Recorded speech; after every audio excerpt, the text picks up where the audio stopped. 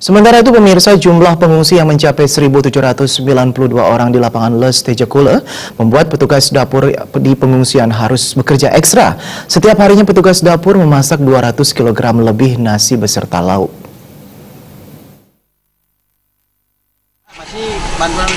Beginilah aktivitas ibu-ibu relawan baik dari BPBD Beleleng maupun masyarakat setempat. Hampir setiap harinya, ibu-ibu ini menyiapkan lauk untuk para korban pengungsi dari Desa Ban dan Desa Duku yang ada di lapangan Les Tejakula.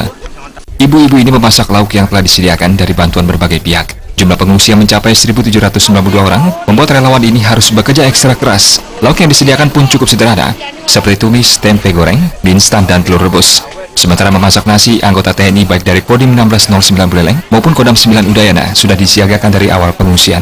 Kepala Koordinator Dapur di Pengungsian Desa Les Ketut Sensus mengatakan, setiap harinya pihaknya bersama relawan memasak 200 kg nasi bersama lauknya untuk disediakan kepada pengungsi mulai dari pagi, siang, hingga sore hari.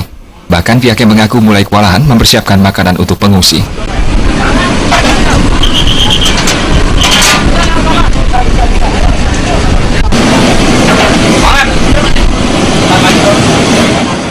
Pernah sehari-hari, jadi untuk masalah konsumsi pengawas kita memasak 200 kg. Itu artinya para pengungsi ini makannya 3 kali. Sarapan pagi makannya 8, sudah itu makan kedua jam 12, makan 3 jam 6 itu.